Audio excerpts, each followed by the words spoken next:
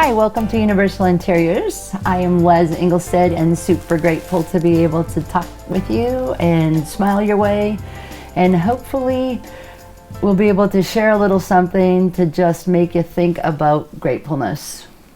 It's the season, I guess, Thanksgiving, and that's what we're celebrating right about now. But in that time, we have been thinking about the last year, perhaps some of you that are listening, because a lot of people do. So my husband, Jeffrey, is here with me today, and I'm honored to be able to share the time with you and him.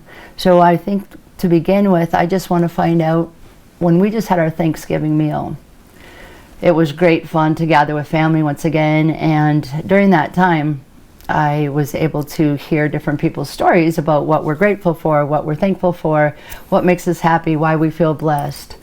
And I just want to hopefully let Jeffrey share what you shared on Thanksgiving Day. Okay.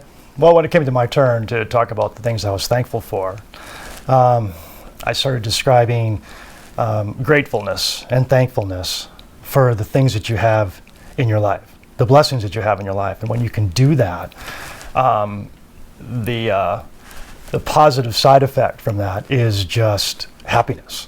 Right. And everybody wants that. You just feel joy because you are grateful. So regardless of your circumstances, regardless of your station in life, if you learn to be grateful for the things that you have as you journey through life, as you enlarge your territory or build your little kingdom, every step of the way, you are finding joy. You're finding happiness. You're not postponing it to that place where you arrive somewhere. Exactly. Because that doesn't work. I feel like that happens. It happens a lot. Yeah. When I get this, or when I achieve this, or I pay that off, or acquire this, or acquire that. It doesn't work like that. Right. It's okay to desire things and work hard for things. That's cool. Right. And we all should be doing that. You should have goals that you have to work for and you have to plan for and think about. But along the way, you're happy because you are grateful. You're happy because you're thankful for the things that you have. And even if your circumstances are tough, and that's so many of us. You can still find reasons to be grateful. Right.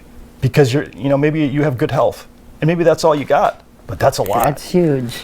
Yeah. Or think about the things that are positive in your life and focus on those things. If we tend to focus on the things that are negative, then we run into all kinds of problems. And having a proper perspective is really important. I think that's it too, Jeffrey, because people know, okay, yes, I can list the many blessings of our day, and maybe you don't even have a practice to do that. But like you're saying, if we just don't postpone it, exactly. Or that I'm going to get it when, I'm going to have it then, right? Exactly. And each day brings so many different kinds of challenges. Yeah. And so many things are unforeseen. One of the things that we need to do is ask ourselves, is this particular thing going on in my life, is it a problem, a real problem, or merely an inconvenience?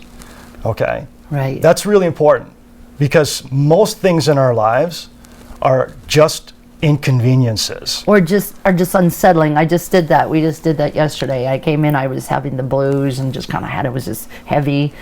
And I'm like, I hate when I feel this. I know better. I get to walk into my great home. I have an amazing husband, and my kiddo's terrific. I have such sweet friendships, all this stuff. But there I am, heavy in the day. One thing, and then another thing, it goes. And then I'm like, remind me again. What is it? Right. Why am I doing this? And it's just a little problem. We're having a little bit of an inconvenience here. It's that perspective. Exactly. I think is a key. Right. And as Paul wrote, he had learned the secret of being content. And I'm not sure about this, but I think he wrote that from prison. Yeah. So here's a guy who's had much and he's had little, but he has learned how to be content in all circumstances. Right. And here he is in prison. He's pretty much lost everything at this point. Yeah. But he has learned the secret of being content. And there's a great example. We're speaking of Paul, who is a great writer of the Bible words and an instrument in that. And he was like, okay, I'm taking down the Christians. He was that kind of a guy. He was so amazingly religious and so studied, amazing, right? And then whoops, God gets a hold of him, humbled, and then builds back up. And then he's so instrumental in sharing different words for all of us to look into. And like you said, one of them is, I've learned the circumstances aren't going to make me. I've learned contentness no matter what's going on around me. And then he is taken down to prison life, and yet where's he operating from? Joy. Exactly.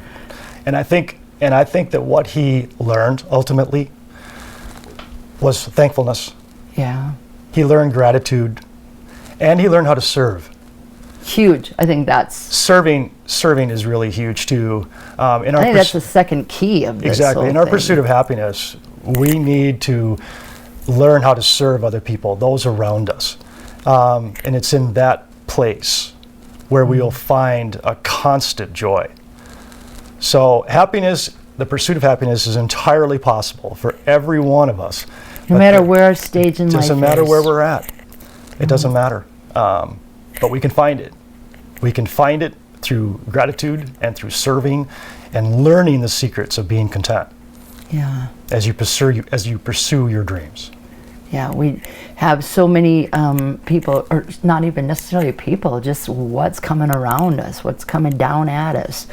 I mean, we choose as a family to not be super involved in turning the newspaper over every single day because what? Why? Sorry, I don't mean to offend, but really?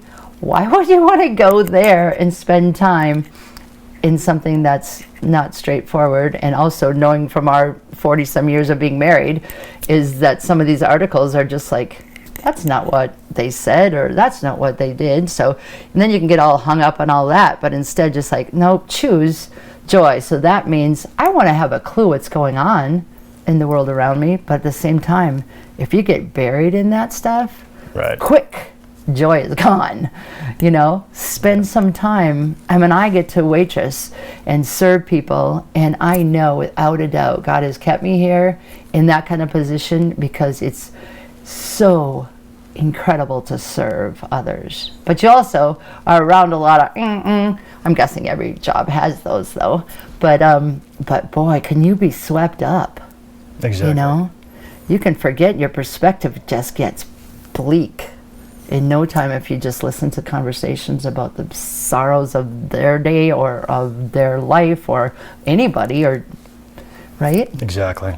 Yeah. Yeah. It's that perspective. You just got to wrap it back. Yeah. And if there's anything in your life that is bringing you down, maybe it's watching too much news or something like that, just turn it off. Yeah. Lean into those things that, give you peace of mind. Yeah. Because there's a lot of cool stuff out there. The same things that you can do for yourself, things you can do for others that will create peace of mind. Yeah, there's a promise that we're given that God tells us it's like a peace I can give you. You can't get anywhere else. And our whole world is striving so hard. I just don't understand. Just go to your Creator. He's got the answer, and he tells us all these amazing things to do. And that is, think on these things, right? Exactly. There it is. The book of Philippians is like, think on those things that are true and good and noble, things that are worthy of thought. Yep. There's so many things that are robbing us of our joy.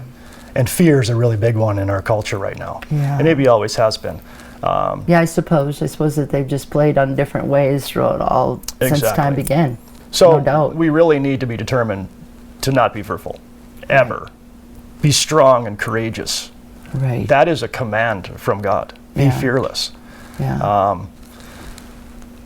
Because the opposite of being courageous is being fearful, and fearful leads you into very dark places. It causes you to make very poor decisions. It causes you to have thought processes that just aren't healthy. Right. So now I'm just going to sneak in a little thought. I think Jeffrey and I will talk about that perhaps in another time. But for now, we sure thank you for joining us, and hopefully you have the list going, grateful and thankful, the perspective of joy. Thanks again for joining us today. Thanks, Jeffrey. It was a pleasure. Thank you for asking me. Have a sweet day.